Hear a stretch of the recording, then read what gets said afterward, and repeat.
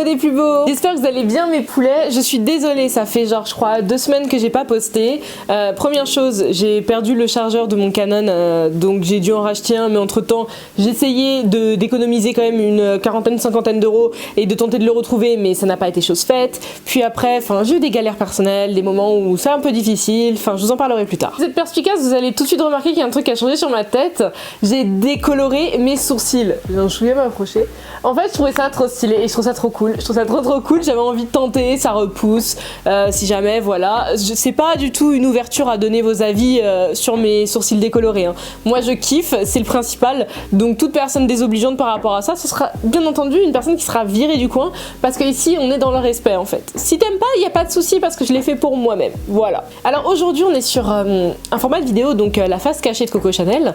Mais avant, toutefois qu'on arrive sur le sujet, je pensais à faire ça en fait, une forme de nouveau programme, on va dire, sur la chaîne. Vous me direz à la fin de la vidéo si c'est quelque chose que vous voulez voir justement, parce que je trouvais ça assez cool de pouvoir gratter certains sujets justement et aller un peu plus loin et pouvoir vous exposer des faits que je pense, pour la majeure partie, vous ne connaissiez pas sur le sujet du jour. Bien entendu, entre temps, je vous invite à me rejoindre sur Instagram. C'est là-bas que je partage vraiment au quotidien des photos BG déjà, puis surtout vraiment mon quotidien tout simplement, parce que je pourrais être beaucoup plus directe dans les échanges avec vous. Et entre autres, je précise rapidement, je fais partie de l'équipe de Mashup Talk, qui est le talk show de Hugo Décrypte, qui est sur Twitch tous les mercredis à 20h. Je serai pas chroniqueuse tous les mercredis parce qu'il y aura un petit roulement, on est une petite équipe et on change de temps en temps, c'est ça qui est assez cool aussi.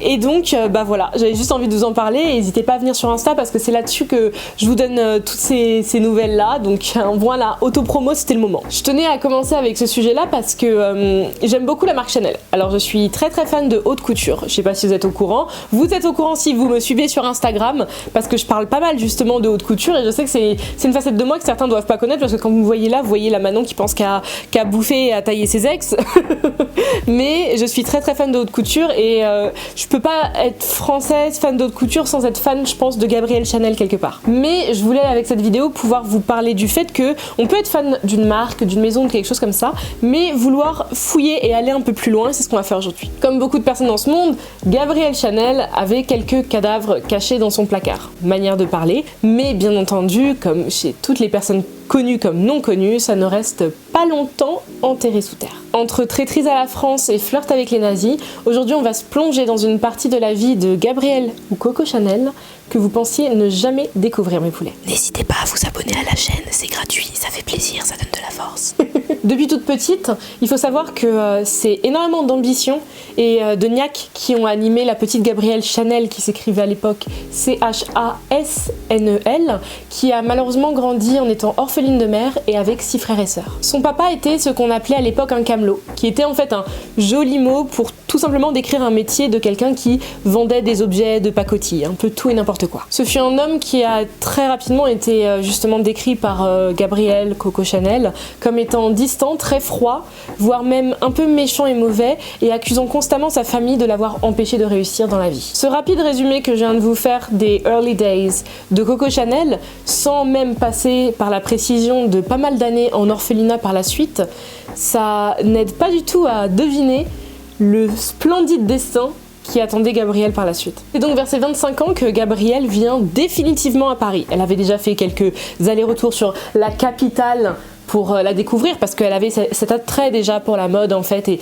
cette envie de pouvoir réussir dans les hautes sphères, mais elle vient définitivement vers ses 25 ans parce qu'elle voulait fuir ce qu'elle catégorisait comme étant l'ennui qu'elle vivait en province, ainsi que, précisons-le, pour fuir de nombreux courtisans qui voulait lui demander sa main. Et c'est à partir de là que débute vraiment la révolution Chanel. Des chapeaux à tout va, des coupes épurées, un style à la garçonne assumé. Doucement mais sûrement on rentre justement dans cette sphère de la mode française avec la fameuse silhouette neuve de Gabrielle Chanel. Où vraiment il y a tout ce changement mais radical, mais que toutes les femmes de Paris veulent arborer. Mais attention, nous parlons là, mes poulets, des heures les plus dorées. Et aujourd'hui, vous le savez, ce sont les plus sombres qui nous intéressent. Une version plus édulcorée de l'histoire vous expliquerait qu'au début de la Seconde Guerre mondiale, Coco Chanel a fermé tout simplement les portes de sa maison pour prendre un peu de repos sur les abords du lac Léman en Suisse.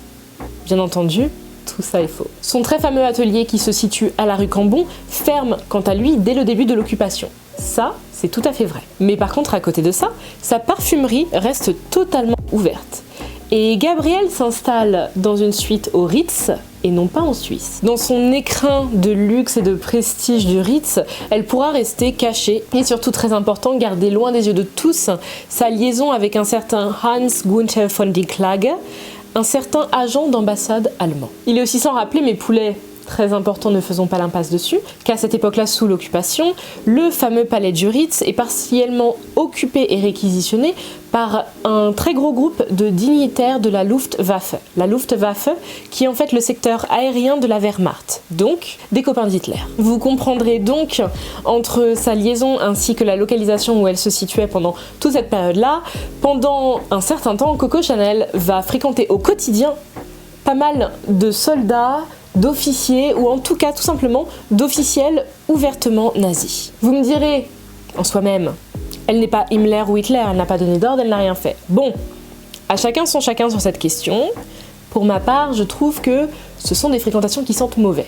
Très généralement, on me dit « Dis-moi qui sont tes amis, je te dirai qui tu es ». Et je pense que si dans ton entourage très proche, ainsi que surtout auprès par exemple de l'homme avec qui tu partages ton lit, il y a des soupçons d'appartenance au mouvement nazi, ça sent vraiment très mauvais. Et par ces nouvelles relations, parce qu'elle en profitera, Coco Chanel essaiera entre autres de reprendre main basse sur la propriété de ses parfums qui, au début de la guerre, avaient été vendus à un groupe d'industriels juifs américains. Elle ne réussira pas. Mais en tout cas, elle tentera de faire marcher ces relations qui étaient ses relations de l'époque. S'ensuit alors un enchaînement d'événements qui sont, à mon sens, plus grotesques les uns que les autres. On a, entre autres, je pense, le plus marrant, c'est une tentative de Coco Chanel de libérer la France par elle-même, vous m'avez totalement entendu, en se rendant carrément à Berlin pour discuter avec Walter Friedrich Schellenberg, qui était l'homme de confiance numéro 1 d'Himmler, ainsi que le responsable des renseignements SS,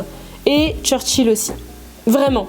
C'est-à-dire qu'on est passé de Coco Chanel au Ritz entouré de nazis et partageant son lit avec un présumé nazi, à Coco Chanel tente d'aller elle-même libérer la France en rencontrant l'homme de main d'Himmler ainsi que Churchill. C'est quand même dingue. Et ce n'est qu'après la libération que enfin Gabrielle Chanel se retrouve en Suisse, là où la légende la localiserait depuis à ce qui paraît des années. Et comme beaucoup le savent, à son retour sur Paris, très malheureusement elle oscille entre beaucoup de solitude ainsi qu'une addiction à la morphine, avant toutefois de vivre ses dernières heures dans sa fameuse suite du Ritz. Bien entendu, c'est une histoire qu'on entend très très peu et que même si je pense vous avez vu pas mal de documentaires justement sur Coco Chanel, sur la manière dont elle a révolutionné la mode féminine en France et même dans le monde, parce qu'elle a une empreinte mondiale qui est même encore là aujourd'hui, longtemps après son décès, la maison Chanel a tenu quand même à enfouir ça le plus profond possible. Et ça se comprend totalement.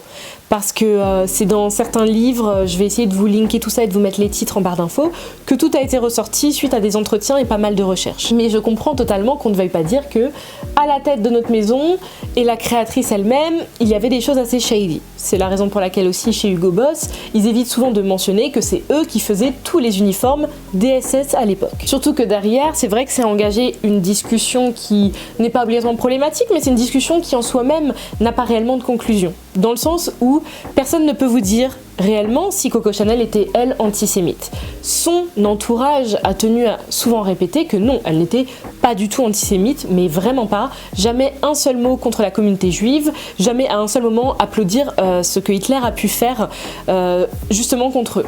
Mais toujours est-il que ces fréquentations étaient plus que louches et que vouloir en plus profiter de ces fréquentations-là pour reprendre la propriété sur tes parfums, enfin bref, on est sur un embriquement de pas mal de choses qui sont quant à elles louches.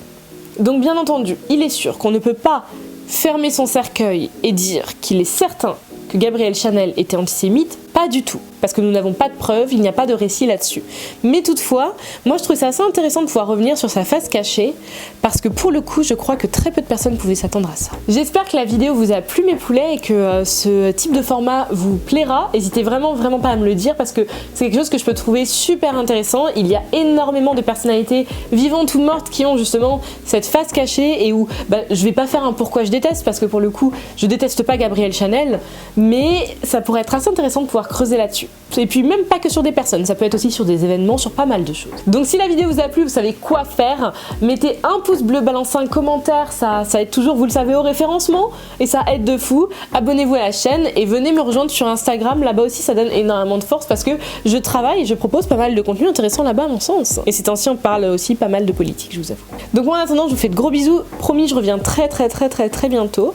Cette fois-ci normalement c'est peut-être un pourquoi je déteste, soit c'est la prochaine, soit la surprochaine, mais en tout cas je reviens très bientôt, il n'y a pas de grosse pause comme récemment, c'est promis. Je vous fais de gros bisous mes poulets, take care, mouah, peace guys.